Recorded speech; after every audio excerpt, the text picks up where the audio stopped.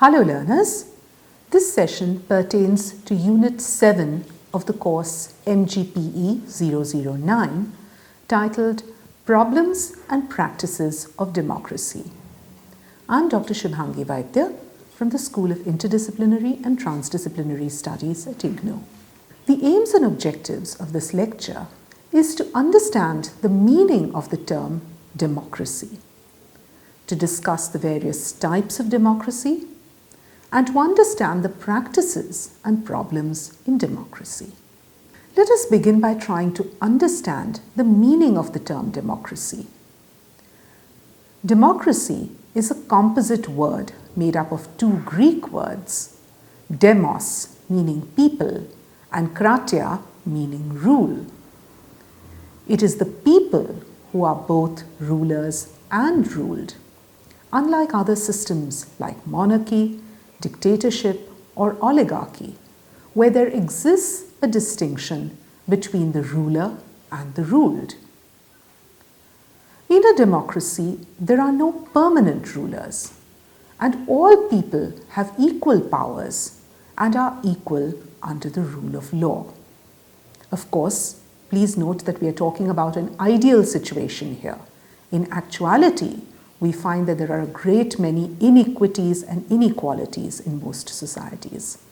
However, democracy sets before us a certain ideal of a way of governance or a kind of society in which all are equal under the rule of the law.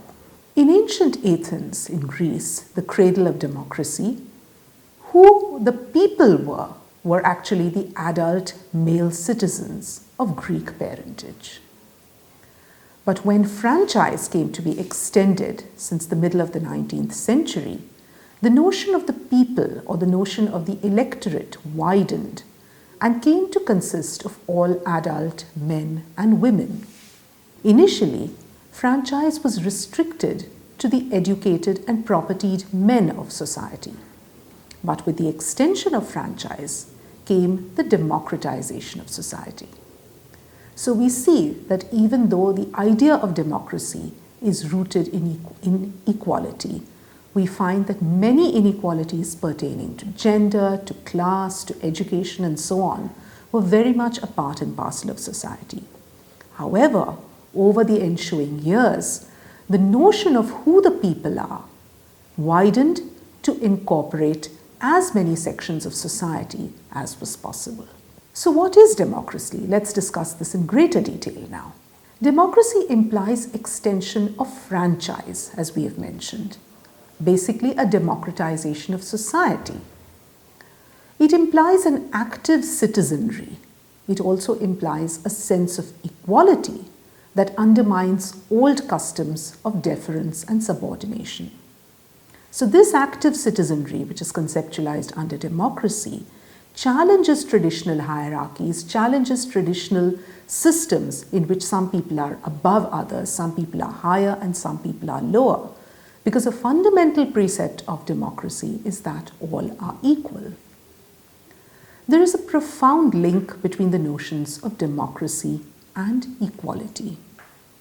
And this finds its expression in universal suffrage, that is, the ability to vote or the capacity to vote being available to everybody. And it is with the growth of public education and reforms of the electoral systems in the West that universal suffrage became a reality. You would also be aware that the women's movement basically began with the demand for suffrage for women, the right to vote for women. So the first wave of the women's movement in the West centered around the right to vote for women. This idea of democracy also had its impact on the colonial world, and colonized people, subjected populations also started demanding the rights of self-determination.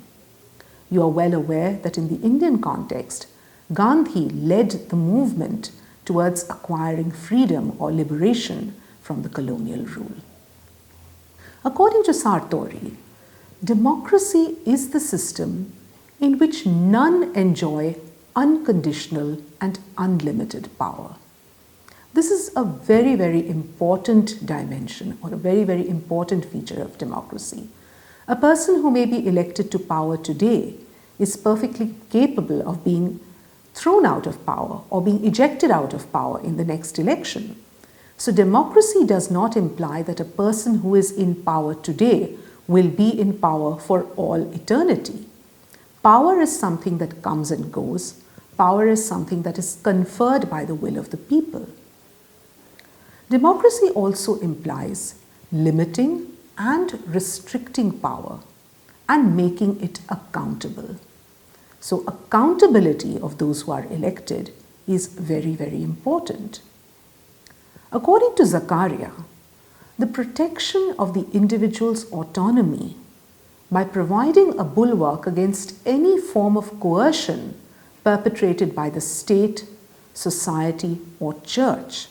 This is a very, very important aspect of democracy. So the individual is protected against the excesses of any institution which may try to coerce him or her. And this is where democracy plays a very, very important role in ensuring the rights of all individuals and the freedoms of individuals. Democracy also means government by consent, and this consent is elicited through periodic competitive elections that register the decisions of the voters in a free and fair manner. So elections basically mean that you are selecting out of a range of alternatives, that the people are making a choice in a free and fair manner. And elections are the key mechanical process through which democracy functions. There can be no democracy unless there is a system of electing representatives or electing one's leaders. The conditions under which a citizen gets the information for the opinion of the governed is the real foundation of all government, according to Dicey. So democracy basically creates a situation or intends to create a situation where citizens are empowered with information, have the right to exercise their opinion, and select the person of their choice. Further elaborating upon the notion of consensus in democracy, we see that Easton refers to 3 levels of consensus. The first is consensus at the community level or basic consensus, and this refers to the shared values, beliefs, and goals, which is a facilitating or a fundamental condition of democracy.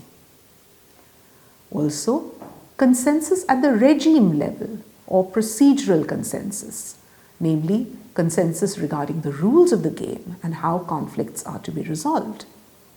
And also consensus at the policy level or policy consensus. So these various elements of consensus play an important role in a healthy democracy. Democracy, as we've been discussing, is also fundamentally related with the notion of equality. The notion of human equality is the foundation of democracy, as we all know. Equality means equal intrinsic worth of all human beings in making collective decisions. The good or interests of each person should be given equal consideration. And this intrinsic worth of all human beings transcends limitations of gender, age, caste, religion, ethnicity, and so on. And this is a very, very fundamental aspect that democracy is built upon. Equality before the law, as we have mentioned. And the liberal democratic demand for equality includes equal universal suffrage to every adult, social equality understood as equality of status, of not giving much importance to class and wealth distinctions, and also very importantly, equality of opportunity. When we reflect upon the state of democracies, we have to keep these factors in mind. Is equality something that is there in name only, or does it actually translate into social equality and equality of opportunity? Let's talk now about representative democracy, which is basically the form of democracy that we are most familiar with in the modern day. So modern day democracy is representative or indirect in nature. People elect their candidates through a process of elections for a constitutionally stipulated period of time. The representatives, in turn, mirror or reflect the views of their constituency and act as a link between the people and the government. And for the present-day mass democracies, we find that representative democracy is actually the most suitable format. Representation varies from proportional representation, which is followed in many European and Scandinavian countries, to the system that is followed in Britain and India, which is first past the post. The person or the party that wins higher number of votes, which is first past the post, is deemed to be elected. Representation is secured through an effective and viable two- or multi-party system. So the role of political parties is also very, very crucial in representative democracy. And political parties became important when franchise came to be extended to larger and larger sections of the population. Ancient democracy was direct or participatory, with citizens participating unmediated, continually and directly in the tasks of the government. Direct democracy does not distinguish between civil society and the state. However, in modern times, the modern variant of democracy is participatory democracy with a subtle difference, namely that the participation does not necessarily carry the implication of ultimate decision-making power. So there is a fundamental difference between the ancient democracies, for instance in Greece, and the modern democracies in complex societies of today. Let's talk a little bit now about the various types of democracy. The one that is most well known is liberal democracy. Liberal democracy consists of two interdependent ideas: liberal components, signifying limits to political power, and the democratic component for people's rule, participation, and representative institutions. The liberal state emerged in the late 17th century and paved the way for a secular and national system of power with fixed territory, control of the means of violence or the way in which the state could act in an authoritarian manner, an impersonal power structure, and legitimacy as its characteristics. And the transition from absolutist to modern state systems was brought about by the revolutions in England between 1640 to 1688 and the well-known French Revolution in 1789. The American Constitution of 1789 is the first liberal constitution that created a republic based upon representative institutions. The early liberal vision, in course of time, fused with democratic elements of participation and representation through the widening of franchise, establishment and growth of political parties and interest groups, paved the way for a liberal democratic state. And until the early part of the 19th century, individual rights basically meant rights of the propertied male individuals. Thus, franchise and participation in democracy tended to be oligarchic and patriarchal in nature, as we've discussed earlier.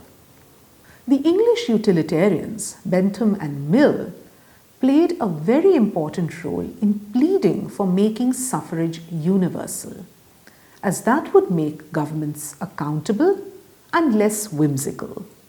So if there is only a particular group or a particular powerful section of society that is in power and is supported by members of that same clique or that same cabal, you will find that accountability is of a very low order. Bentham specifically points out that good government is possible only with democratic ascendancy, namely by granting people the power to select as well as dismiss their rulers. One of the important critiques towards this form of democracy was offered by Marxists. So the Marxist notion of democracy critiques this formal conception of equality offered by liberal democracy. And the grounds that are offered by them are that political equality really is farcical or really is meaningless in the absence of economic equality. And economic inequality is rampant because of the institution of private property. Marx and Engels, as you know, proposed a majoritarian socialist revolution led by the working class, wherein the proletariat or the working class is raised to the position of the ruling class to win the battle of democracy. So Marx and Engels basically conceptualized a class struggle between the haves and the have-nots, between the owners of the means of production and those who actually worked, those who sold their labor, and saw the win of the proletariat as being a win or a victory for democracy. The proletarian revolution would destroy the capitalist state as per their conception. And in this process, or in doing so, the state would cease to exist as an organized power of one class oppressing another. However, the Marxian thinking failed to provide for institutional safeguards against arbitrariness and misuse of power. And a very, very important scholar, Bakunin, spoke about or critiqued this Marxist utopia, pointing out that the dictatorship of the proletariat could in fact end up becoming a dictatorship on the proletariat. Lenin, the very, very important leader who led Russia through the Russian Revolution, also held Marxist core arguments on the need for revolution and the rationale for the dictatorship of the proletariat and the two-phase development to communism. Lenin introduced the idea of the vanguard of the proletariat, namely the Revolutionary Party or the Communist Party. But this Leninist vision is also criticized by thinkers like Luxemburg and Trotsky, who feared that the dictatorship of the proletariat would eventually become the dictatorship of the party. And within the party, a certain coterie might form, and then one single person would assume the absolute powers of a dictator. And this prediction, we find, came true during the rule of Stalin. Let's now talk about social democracy. So social democracy accepts the capitalist free market as the most efficient system, but insists on wise stewardship or wise use of public agencies to ensure the common good. It includes political liberation, mixed economy, welfare state, and an equitable and free society. So social democracy, or the form of democracy known as social democracy, rejects revolutionary transformation of capitalism and simultaneous realization of both socialism and democracy, as capitalism has undergone a considerable substantive change since the late 19th century, as can be seen in the rise of the middle class of salaried person and technocrats. So, in a nutshell, social democracy aims for an egalitarian system. However, it does not advocate a radical or revolutionary overthrow of the existing system. Let us talk now about the practice of democracy. What does democracy look like in contemporary times? We find that in the last quarter of the 20th century, democracy prevailed or won over different shades of authoritarianism, both towards the right and towards the left. And the significant events were the defeat and the collapse of the two important rivals to liberal democracy, namely fascism and communism. Fascism had no democratic principles, and its objection to democracy were total. However, communism proclaimed that its version of democracy would be truer and fuller than liberal democracy, as we've discussed earlier.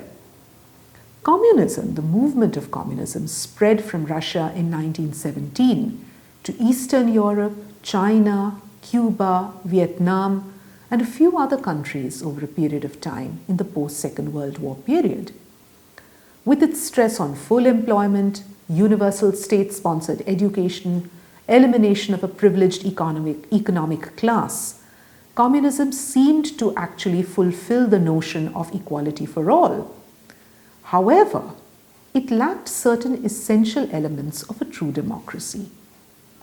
Participation that is free and not coercive, competition between different political parties for power within a constitutional framework, and the enjoyment of liberty that includes the right of free association, free speech, and the right to own property. So we find that within the communist system, these basic freedoms or these basic rights did not exist. Today, constitutional democracy has become universally acceptable and the preferred form of government. It has 4 essential prerequisites: property, which provides a sense of ownership and responsibility to the people; voting; rule administration; and the law. And these prerequisites provide a bulwark against both anarchy and despotic rule. And even if one of them is removed, the whole edifice of democracy may begin to erode or crumble. The strength of democracy derives from the desire of human beings for freedom, which is seen to be one of the strongest desires. We find that the choice today is no longer between capitalism and socialism, but between authoritarianism and constitutionalism, the rule of law and independence of the judiciary. It is about the ability of democratic regimes to manage their economies in order to provide for growth, to protect the environment, to safeguard the welfare of the disadvantaged, and help other struggling countries to feed their people and find a viable path of development. In the contemporary world, there are quick changes, continuous technological innovations, individual choices in all arenas, and this makes democracy a necessity for complex and modern societies. Acceptance of the constitutional democratic order is a priori, or a basic condition for both development and social justice. We find that democracy has become more and more universalized to the extent that other variants have become exceptions and transient. They come and go. No better alternative has been provided to constitutional democracy. Its commitment to the rule of law, accountability, limited authority, and flourishing civil society. To conclude, we can say that even though democracy is an imperfect system, it can be seen as a work in progress. Economic and social inequalities undermine its spirit and possibilities, and it is only through eradicating these that democracy can achieve its full flowering. However, the slippage into authoritarianism and majoritarianism must be guarded against for democracy to thrive and all individuals to enjoy the benefits of equality. Thank you.